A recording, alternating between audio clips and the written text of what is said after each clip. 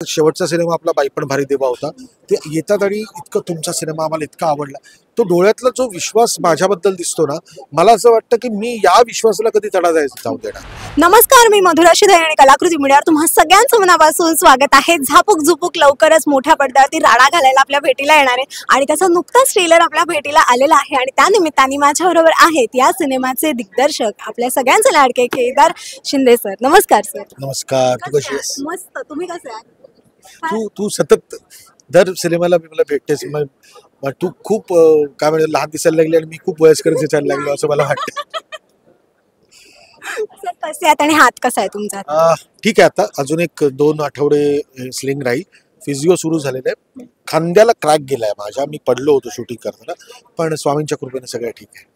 मला वाटतं की एखाद्या सिनेमासाठी आपण म्हणतो ना की आपल्याला खूप कष्ट घेऊन मेहनत करावी लागते. मला वाटतं हे त्यातलं एक आहे की ते करता करता ते झालं, पण तरीही तुम्ही शूट कधीच थांबू दिला नाहीत आणि ठरलेल्या. लोक हे म्हणू शकणार नाहीत की मी डाव्या हाताने फिल्म केली, कारण तोच मोडला होता. त्यामुळे मी खूप सच्चेपणाने आणि कष्टाने फिल्म घेतली.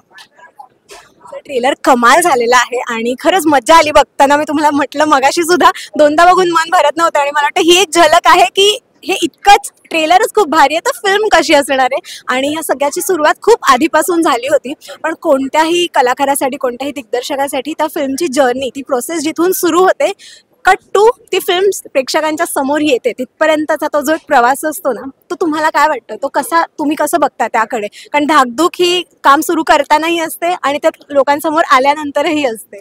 नाही, मला ती धाकधूक नसते. मला सिनेमा सुरू करून लोकांपर्यंत पोहोचवण्याची नाही. माझा आधीचा सिनेमा संपलाय आणि लोकांना तो आवडलाय आणि लोकांनी तो डोक्यावर घेतलाय. त्या गोष्टीचं दडपण जास्त असतं.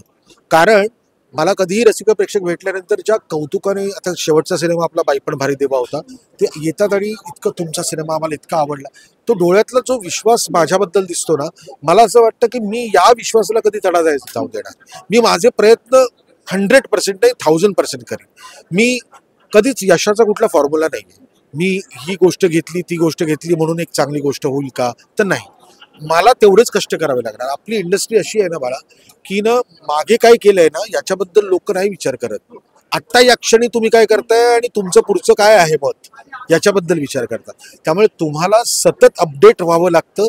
तुम्हाला विचार करावा लागतो की मी माझ्या प्रेक्षकांची प्रतारणा करत नाही ना, एवढाच विचार असतो. सर, सूरजला आपण सगळेजण बिग बॉस पासून बघतोय आणि त्यातले काही जण त्याच्या आधीपासूनही बघतायत. त्याच्या रील्समुळे तो आधीपासूनच खूप फेमस आहे. पण तेव्हाचा सूरज ते आत्ताचा सूरज मला ना मगाशी बघताना खूप बदललेला वाटला, खूप कॉन्फिडंट वाटला आणि त्याचा साधेपणा हा तसाच आहे. पण ज्या छान गोष्टी आपण म्हणतो ना की इम्प्रूव्ह होतात, तर मला त्याचा कॉन्फिडन्स खूप आवडला की तो आता खूप छान वाढला. आणि ह्याच्यामध्ये मला वाटतं तुमचाही सिंहाचा वाटा आहे, कारण का तुम्ही त्याला घडवत इथपर्यंत आणलेला आहे. मी पण कधीतरी नवीन होतो ना, कोणीतरी माझ्यावर विश्वास ठेवला होता ना, आणि मी पण शिकत आलो. 93ला मी जेव्हा पहिल्यांदा नाटक केलं तेव्हा मी कसा होतो आणि 2005 साली आता मी हा सिनेमा घेऊन येतो तेव्हा मी कसा आहे, याचा फरक का पडला? कारण मी लोकांमध्ये पोहोचलो. मी लोकांपर्यंत लोकांचं जे काही म्हणणं आहे ते आत्मसात करण्याचा प्रयत्न केला. मला वेगवेगळी लोक भेटली, मला उत्तम लोक भेटली ज्यांनी मला शिकवलं. जी अप्रतिम माणसं भेटली ज्यांनी खूप काही मला घडवलं आणि गंडवलं, ती पण मला भेटली. ते सगळं तुमचा अनुभव असतो. हा अनुभव सूरजला कधीच मिळाला नव्हता. तो गाव खेड्यातला मुलगा आहे, एकदम छोट्याशा घरात राहणारा मुलगा. आज बिग बॉसच्या निमित्ताने तो आमच्या समोर आला. बिग बॉस पासून आजपर्यंत असंख्य लोक त्याला भेटतायत आणि त्या सगळ्या भेटण्यामधून त्याला काहीतरी इन्स्पिरेशन मिळते आणि त्याच्यातला ग्रास्पिंग पॉवर खूप छान आहे. तो साधा आहे, आणि तो जसा दिसतो ना तसाच आहे. म्हणजे त्याच्यातलं त्यांनी माती नाही सोडली आणि तो कितीही मोठा झाला ना तरी तो माती सोडून नाही जाऊ शकत आहे. कारण ना त्याला बघ ना, आता मी त्याला 100 वेळा म्हटलं आता तुला मुंबईत यावं लागेल. तो ना मला नाही मुंबईत यायचं, मला गावाकडे आवडतं, मला मोकळं ढकळं आवडतं. आणि हे तो खोटं नाही बोलत. मी शूटिंगला पण बघितलेलं आहे. प्रत्येक गोष्ट त्याला अशी असायची ना की मला ना बाहेर सोडा ना, मला कशाला कोंडून ठेवलं. म्हणजे आम्ही इथे त्याला हॉटेलमध्ये बुक करतो, हॉटेलमध्ये राहतो, तर तो हॉटेलमध्ये अस्वस्थ होतो. तो जेव्हा आम्हाला भेटतो तेव्हा म्हणतो आता कसं बरं वाटतं, आता सगळी लोक माणसात राहिलं की बरं वाटतं वगैरे. हा सच्चेपणा आहे ना, खूप महत्वाचा आहे या सगळ्या गोष्टींमध्ये. ह्या सगळ्या गोष्टी, हा सगळा स्वभाव जुळवून घेऊन त्याच्याबरोबर काम करणं हे किती सोपं होतं आणि किती कठीण होतं. हे बघ काय आहे की बाईपण भारी देवा झाल्यानंतर मी सिनेमा दुसरा कुठलाही चांगल्या चांगल्या मान्यताप्राप्त नटांना घेऊन करू शकलो असतो. मला स्वतःला पण चॅलेंज पाहिजे होतं ना आयुष्यामध्ये, की मला खरंच येतं का मला काहीच येत नाही, हा एक विचार माझ्या बाबतीत पण असायला पाहिजे ना माझा. आणि खरी गोष्ट आहे ना की प्रत्येक टप्प्यावर ना आपण स्वतः बरोबर एक्सपेरिमेंट करण्याची गरज आहे, तरच आपण जिवंत राहू आणि आपल्या आतली जी आग आहे ना काम करण्याची ती जिवंत राहील. फार छान वाटलं. खरं तर मला अजून खूप बोलायचं आहे, पण वेळ आपल्याकडे कमी आहे. पण आय एम डॅम शुअर की आपली पुन्हा भेट होईल आणि आपण अजून गप्पा मारू.